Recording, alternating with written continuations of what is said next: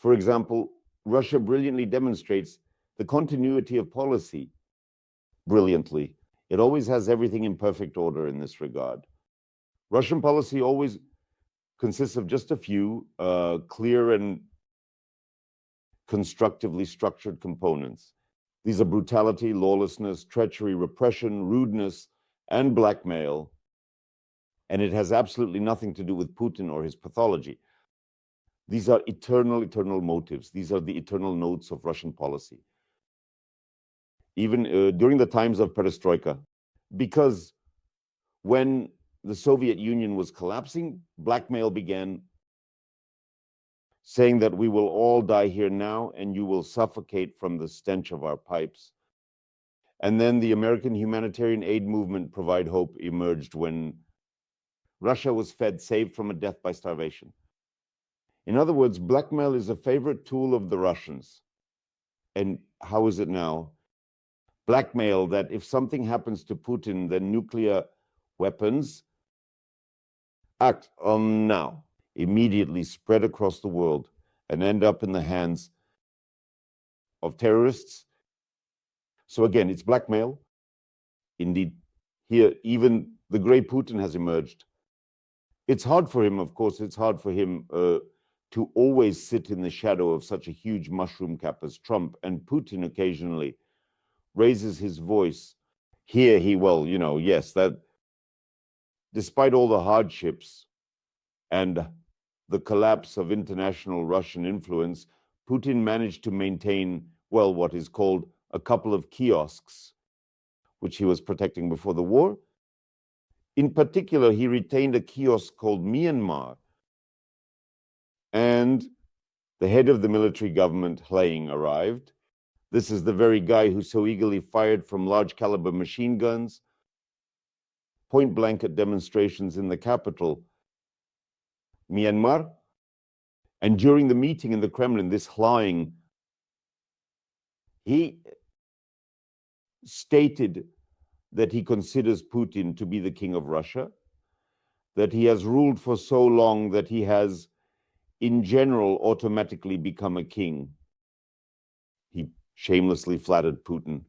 Putin, as expected, the protector of the kiosk, spat sunflower seeds on his bald head, but Putin also, the skin on his head began to bulge all around the circumference of his skull, and the points of a crown started to appear from there.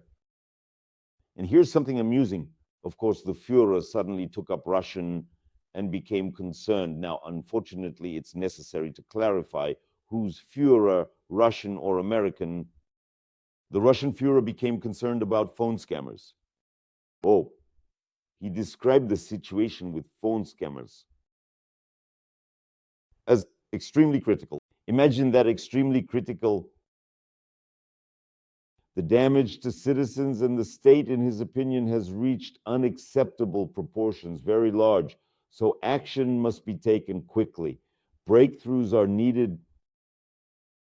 And Putin pretended to be terribly concerned about the scale and apparent triumphant victory of the phone scammers over the Ministry of Internal Affairs and above the Ministry of Internal Affairs and above the FSB. And of course, it was immediately given a rare, record-breaking in its vagueness and a uncertainty directive to the Ministry of Internal Affairs and the FSB to stop all of this. It is worth noting that this king of Russia did not say how this could be done.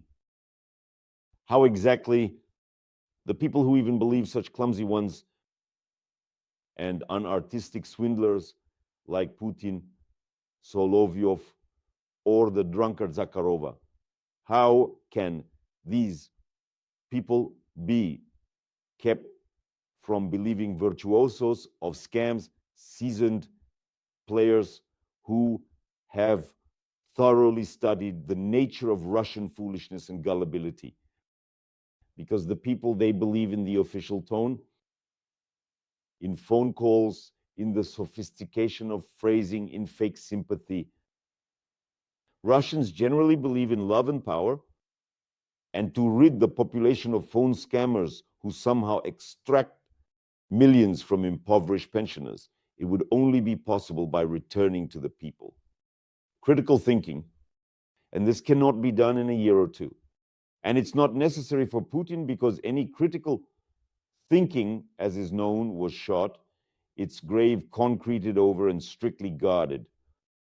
Critical thinking is dangerous because by doubting that what some swindlers are whispering in your ear, the public might also start doubting the words of the Kremlin swindler.